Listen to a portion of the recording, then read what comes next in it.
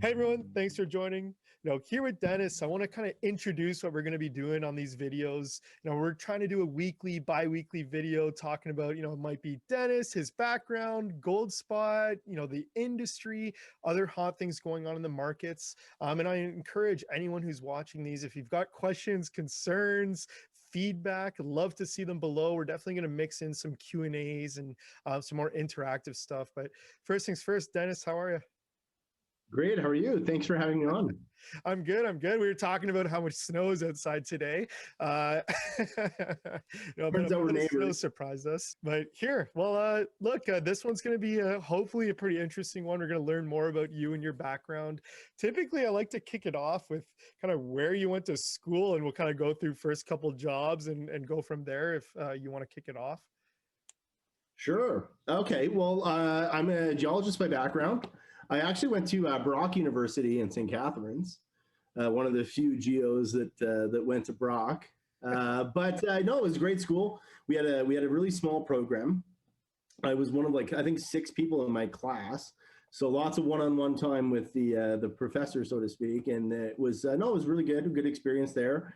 I mean, from there, I was actually in the co-op program.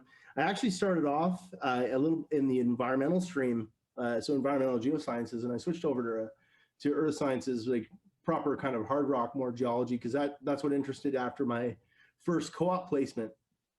At the time, it was weird because they didn't have a lot of mining anything to do at Brock. Particularly co-op for earth sciences was obviously because the class size was so small. There's little to no care put into trying to facilitate or find jobs. So they actually had jobs at the wineries doing like soil testing and all this kind of stuff in Niagara. And I thought, well, I think we can do better than that.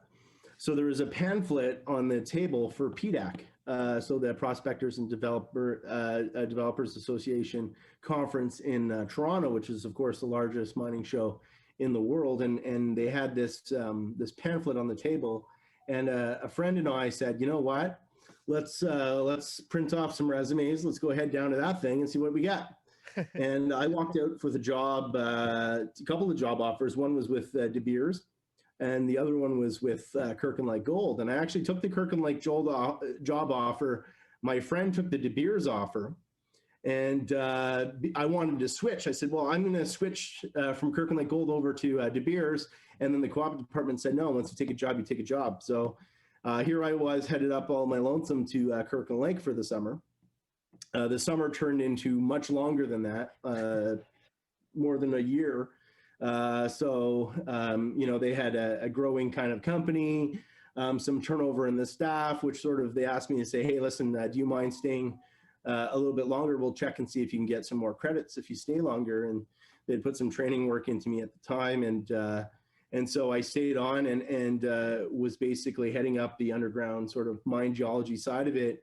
My new boss had joined and he wasn't really able to, he had some family issues. He wasn't able to commit. So I was sort of thrown in feet first into this, high paced production environment as a student, not knowing much of anything. I was actually, I was scared because I really didn't know much. Like I wasn't the best student on the planet. I didn't have terrible grades, but I just felt like my knowledge of geology wasn't anywhere close to what it probably needed to be functioning in a mine. And then everything got real simple really fast. I learned the local rock types really quickly. I learned sort of the big picture of what was going on. And then all of a sudden, like this massive, what seemed at first to be this daunting, job became really simple.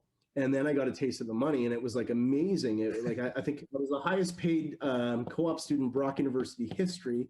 And then I repeated that 2 years in a row.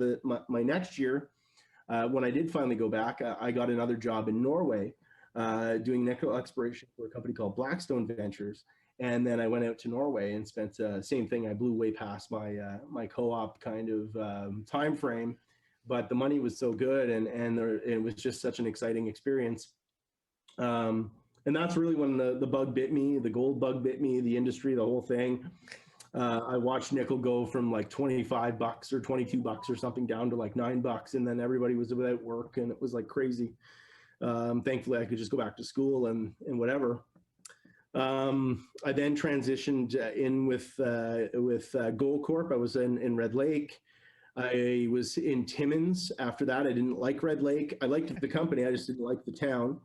It was a little too far, from everything. And basically, the job was a full-time kind of live in Red Lake, buy a house up there. And I wasn't liking that. So I went back to Timmins. I had a job offer from a company called Lakeshore Gold, who Tony McCooch is the CEO of Lakeshore Gold, is now the CEO of Kirkland Lake Gold. And so I bounced back to Timmins, loved Timmins, worked there for a while, and then back to Kirkland Lake Gold. I got a job offer I couldn't refuse to go back there. Did that, and then I was off to Ghana. And then that was a whole other chapter of my life, basically living, working in Ghana for several years. We had a discovery out there with a company called Extra Gold. I'm still director of that company today. Super exciting. And that was it. And I got a big job offer from Pine Tree Capital to work with Sheldon Inwatash and Pine Tree. And they were looking for like more of a hands-on type of practical geo to be a mining analyst. And I knew nothing of the capital market side, the financial side of the business, but I wanted to learn, and I knew that there was a lot of value in expanding my skills in that spectrum. And then it was when I came back from Ghana and I went there and got thrown into that fire, so to speak, and had to basically start from scratch. And we had over 400 positions in junior mining.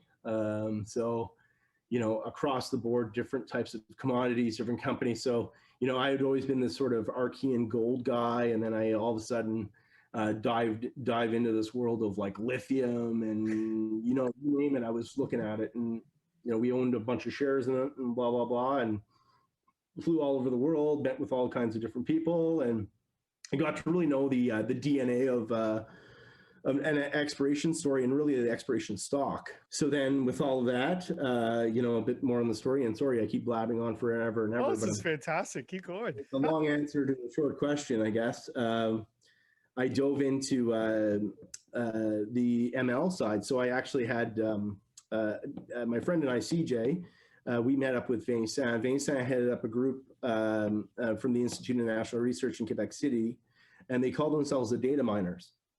And what they were working on was basically trying to use machine learning to vector in on exploration discovery targets. So they actually ended up competing in the Disrupt Mining Challenge, which was this, technology-driven, challenge basically where a company called Integra Resources opened up their library to the world and invited anybody to participate. It was done on HeroX. Anybody could sign up, get all of this data, and then, whoever found the next, made the next discovery there or whatever. So it really allowed for the world to sort of like open source, deal with all of their data, and try to come up with where the next big one was. And so Vincent's team with the data miners submitted their thing, which we were really keen on seeing.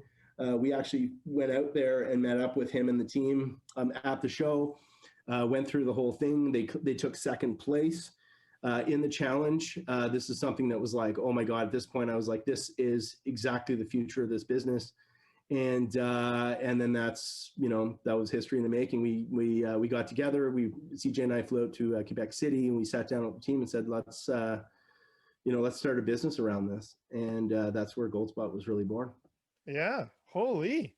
Well, crazy background. You go to Brock because I guess it has rock in the name, but no, on a serious note, I actually worked at a co-op at a BHP mine in Saskatoon for 4 months.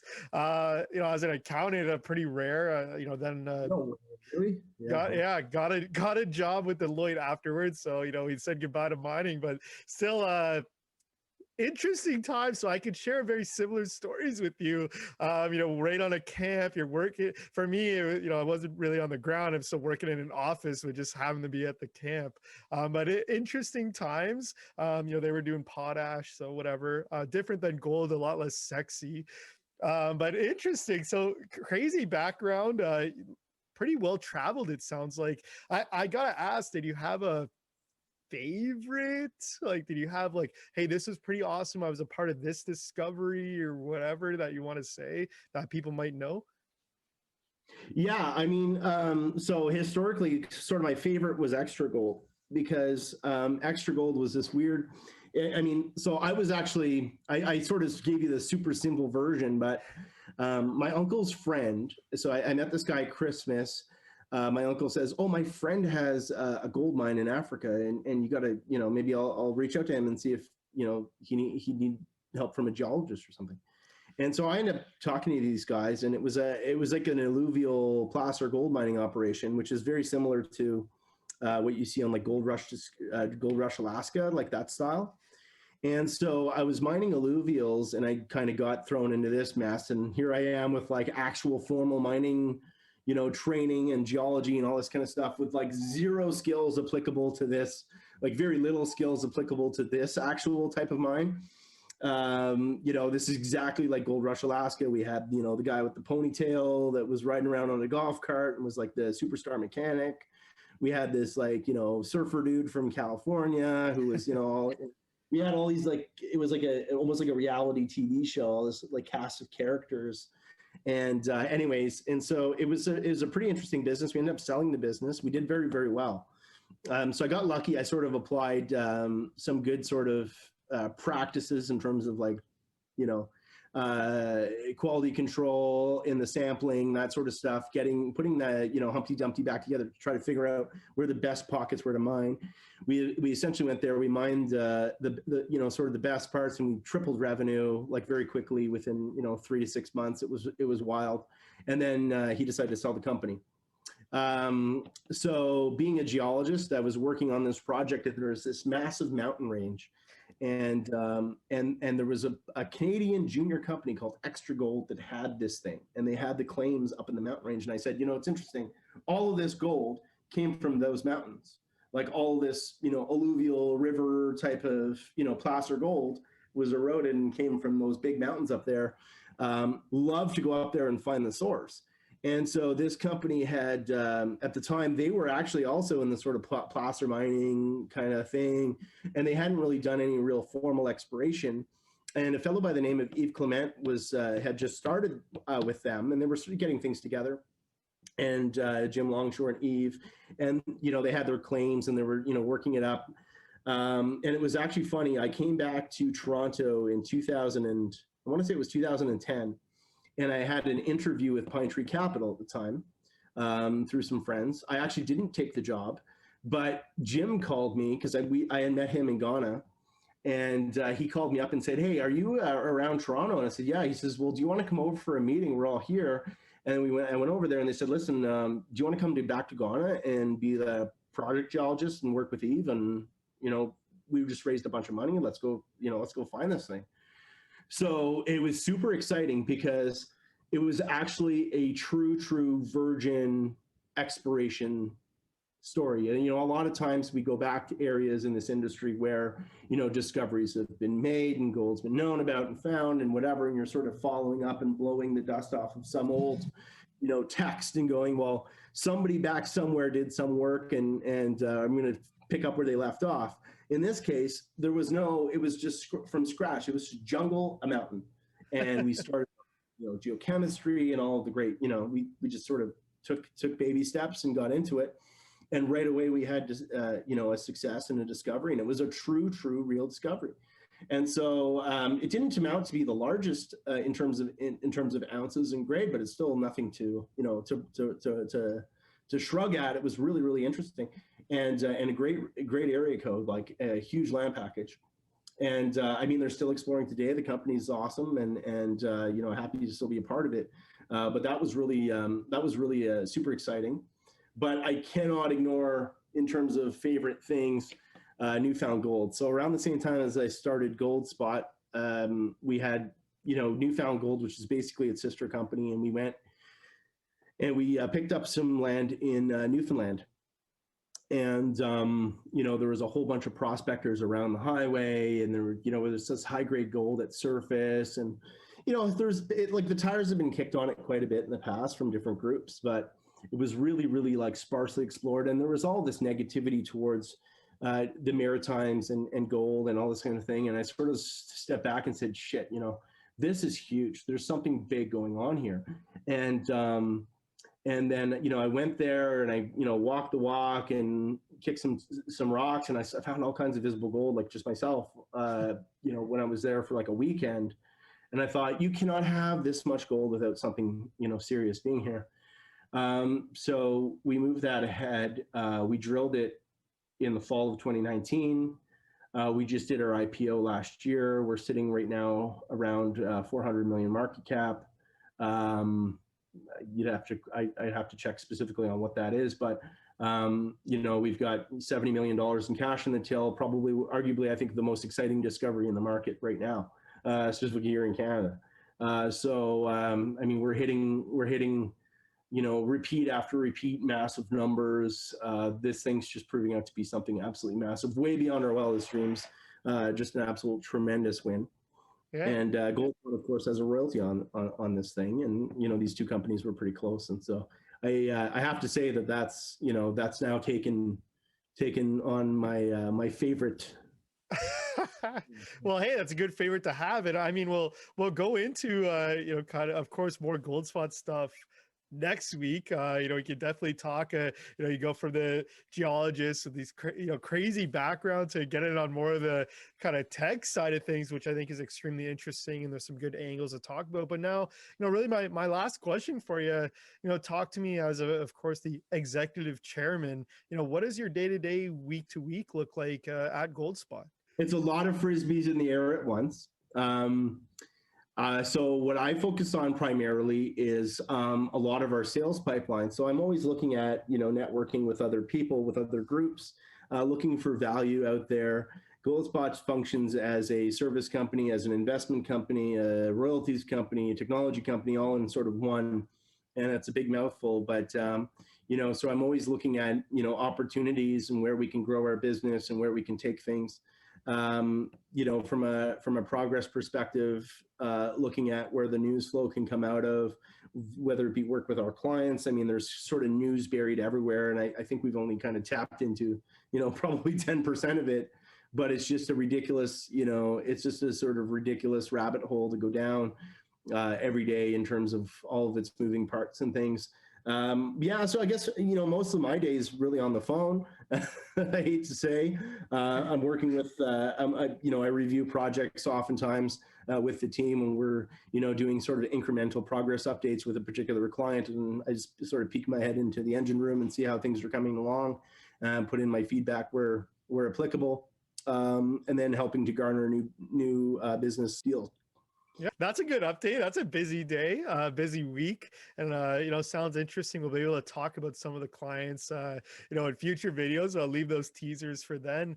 This was pretty cool. That's a crazy background. You look younger, and then you speak like you've been in, Ghana for 20 years. So it's pretty incredible. It really is a wild journey. I mean, I don't know. It's like a lot happened in a very short amount of time, but yeah, I feel like lives in all of this, and still everything every day is just crazy. Every experience is new, and I don't know. I think I could just sort of see myself being in the same position, in 20 years to come, and looking back on it all, and it's just this big flurry, Yeah. Hey, well, that's good. I mean, it's a crazy time. You did an awesome job of the first video. I know there's going to be tons of questions, and I invite anyone who made it this far, if you've got questions about Denis's background, any interesting questions about any of the companies he mentioned, places he's been, throw it in. We'll definitely throw it in future videos. But Denis, thanks for joining. This was a great first video. Thank you very much. Take care. Yeah, thanks for having me. And any questions, feel free, send them along. I'll be happy to answer them. Awesome. Well, hey, thanks so much. If you made it this far, I look forward to seeing you guys next week.